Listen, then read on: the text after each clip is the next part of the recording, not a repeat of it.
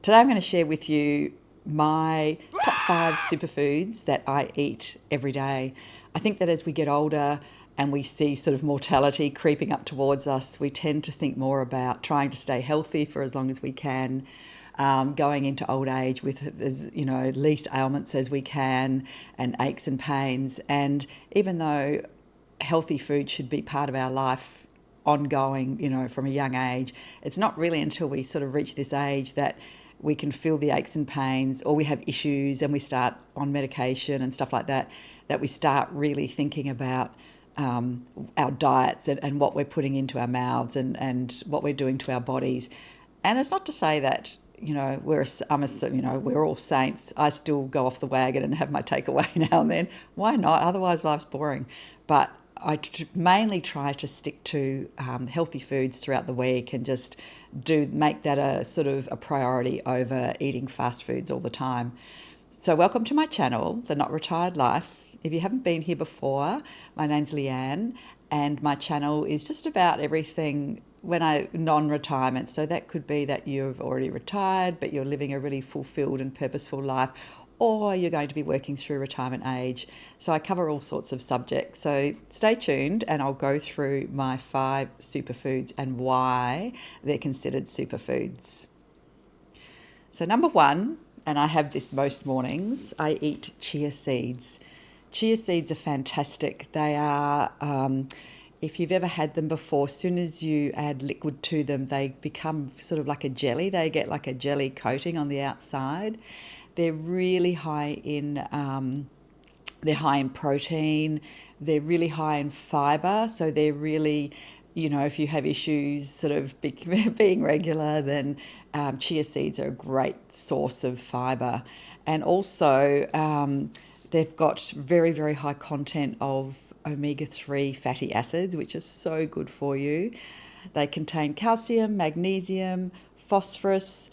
All of these things are really good for bone health, really high in antioxidants, and also they're really good for hydration because they absorb water. So once again, if you've ever added water to them or you've put them in a smoothie, I put mine in a bowl and I put soy milk in there, and I make a chia pudding. So with that, I do my soy milk. They all swell up. Beautiful. I actually heat it. I have it in place of oats because I find that oats will spike my blood sugar. So I can't eat them. I really like them, but they just don't work for me. So I ate chia seeds, and I can warm that up in the microwave just slightly, not too hot, just to take the chill off, because I think it's better for you in winter to eat warming foods and nothing too cold. And with that, I then add blueberries, strawberries, chopped up banana. I have a mix that I make which contains sunflower seeds, and what are they? The pumpkin seeds, the pepitas, goji berries, raw almonds, and some toasted coconut flakes. And so I buy all of those things in bulk from an organic store, and then I mix them all up in a container. And so I put a scoopful of those on there as well. And so it's a really, really filling. You don't have to just have it for breakfast. You can have that at any time. But I find it really filling. I find that it just keeps me really regular, and it's so nourishing. So that's my number 1, my first superfood. It's chia seeds. So if you haven't tried them and you're looking for an alternative, highly recommend them. They're really good and so easy to prepare. The second one is avocados. I love avocados. I've been eating them almost daily for, 20 years, I reckon. I used to take them to work and I make toast and put tin tuna and avocado on toast.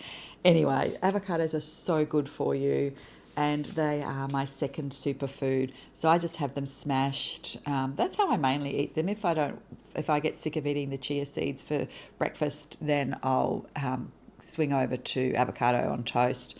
But avocados are packed with vitamin C, E, K, and B, minerals, potassium and copper, and also beneficial fats. So they've got the monosaturated fats, which help lower bad cholesterol.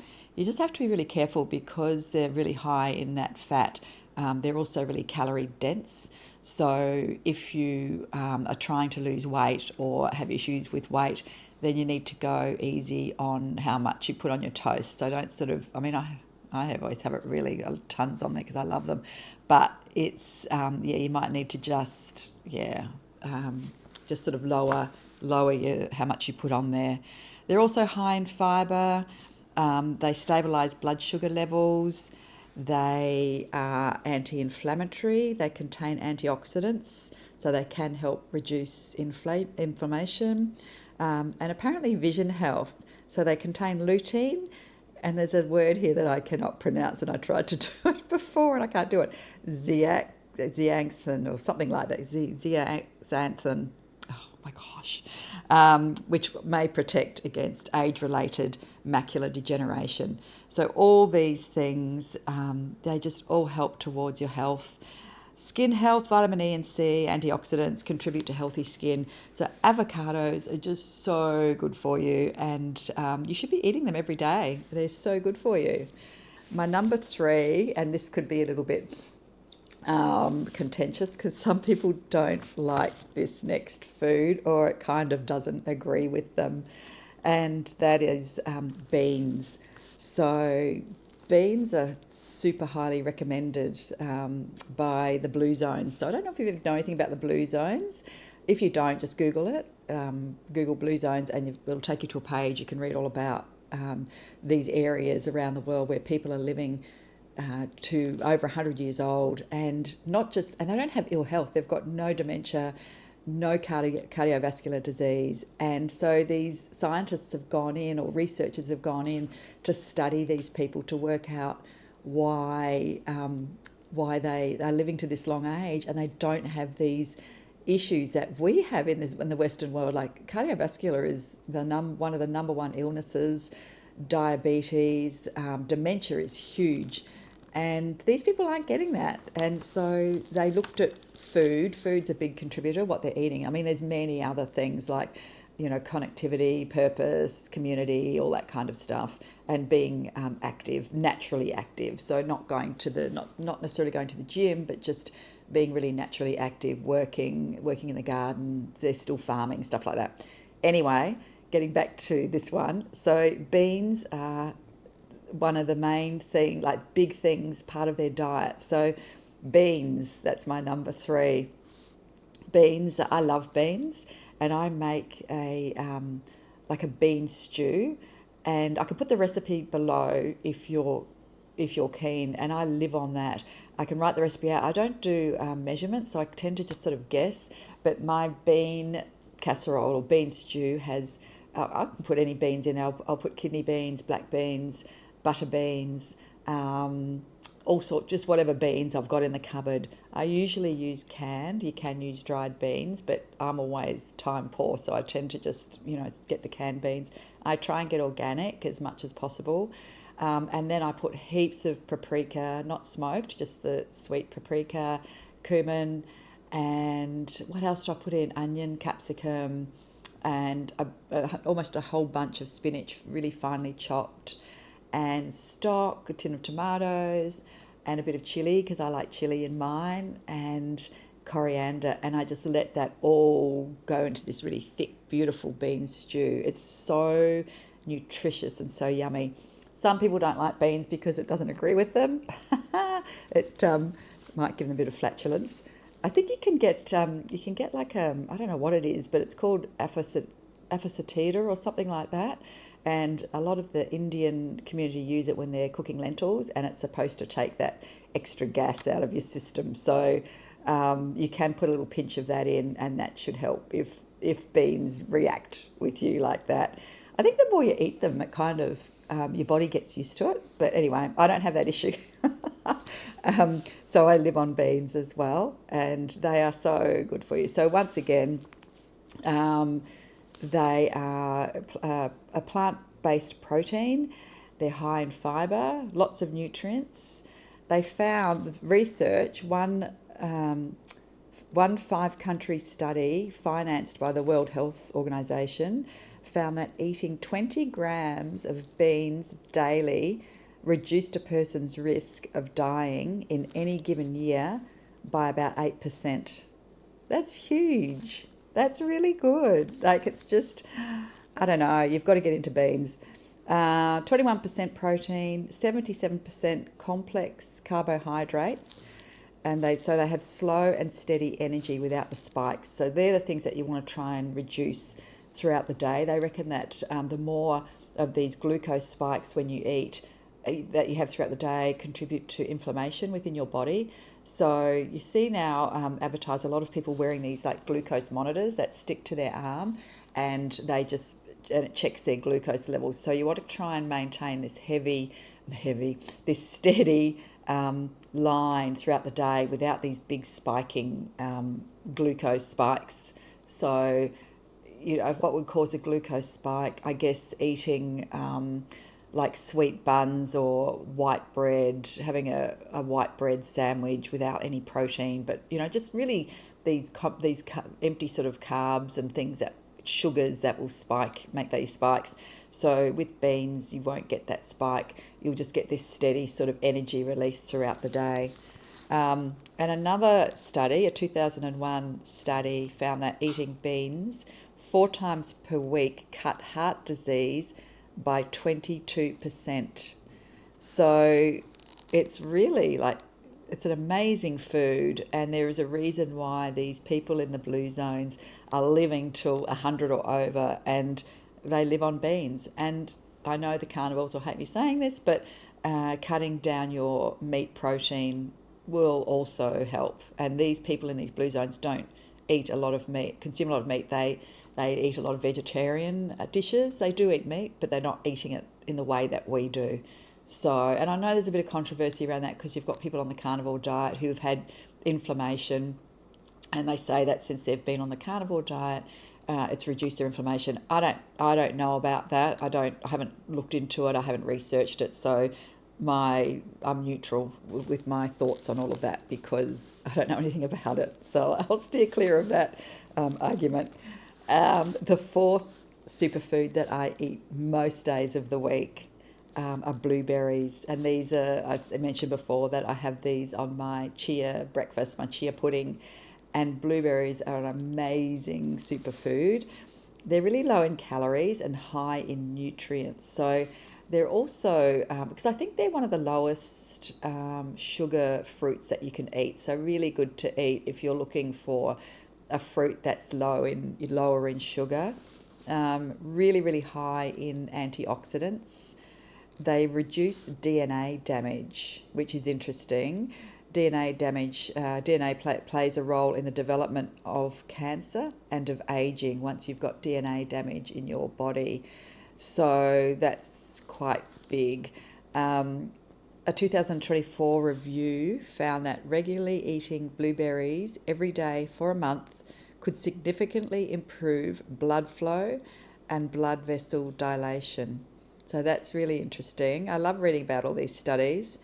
It can help manage blood sugar, one of the lowest sugar fruits you can eat, which I already said that. But yeah, they say wild blueberries are best, but really hard to get. So I tend to buy, when they're in season, I'll buy them fresh, but they're out of season here at the moment. So I buy the frozen blueberries, which are just as good. I try and get organic if I can, but it's a little bit expensive buying organic. So it's up to you. I mean, as long as you eat them, I think that if organic's too expensive, then I would just go for the normal ones. But and they keep a lot longer. So if you've got frozen, I find if I have a couple of days, if I buy the fresh ones, they can start sort of going off quicker. So frozen for keeping them is a lot better. So yeah, get into the blueberries. Super, super good.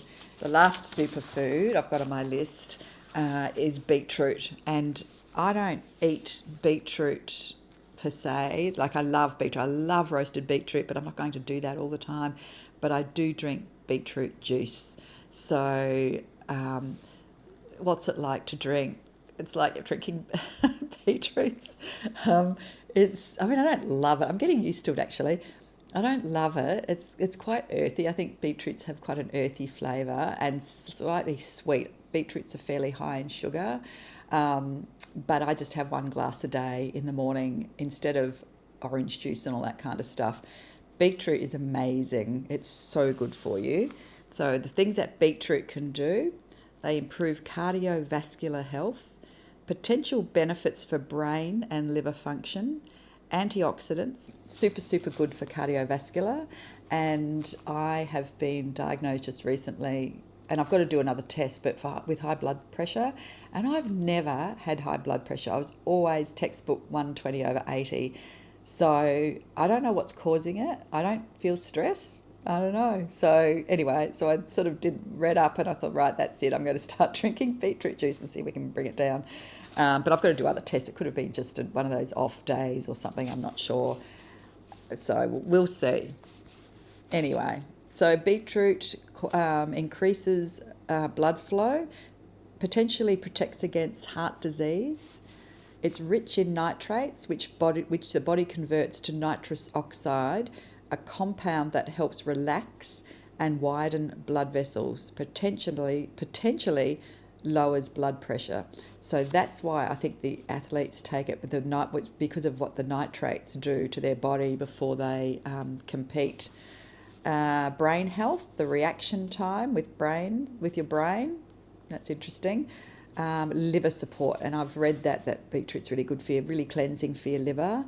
So it contains betalains and phytonutrients, which supports healthy liver function. High in fibre, obviously except the juice because the fibre doesn't come through with the juice.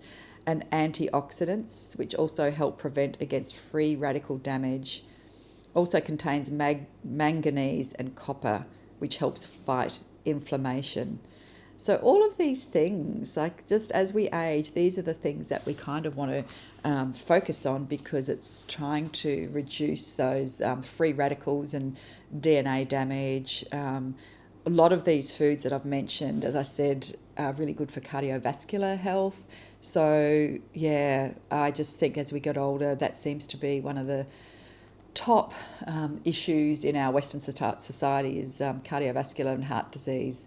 So all of these foods help towards that. So you should make these a part of your diet every day and try and make healthier choices. And as I said, I have my weekends where I'll go and get KFC. I can't believe I just said that. And, just sort of do that kind of stuff. But it's very limited. Most of the time I'm trying to make healthy choices, or I am making healthy choices, and looking at these foods and why I choose to eat these foods. Apart from the fact that I do like them, I love them, but I want to see what do these foods do to your body to help assist with, aging and having a healthy body as we age. So let me know if you want me to write down below how I do my chia pudding for chia breakfast that I make and what I add to that, and also the bean stew. The bean stew is so nice, and to top that off, I'm a little bit sort of indulgent because I put a little dollop of sour cream and some grated cheese on top. So, and I put corn in it as well, forgot to add that. So it's a really lovely, hearty, healthy stew. So if you would like the recipe for either of those things, just let me know and I'll write it below. I'll have to work out the quantities for the stew because I never measure anything, but I'll try and get it right for you. But anyway, I hope this has helped. I hope it gives you a little bit of food for thought. My silly jokes. And just think about your health as you're getting older and what you can sort of do to add things to your diet, superfoods to your diet. Have a good day.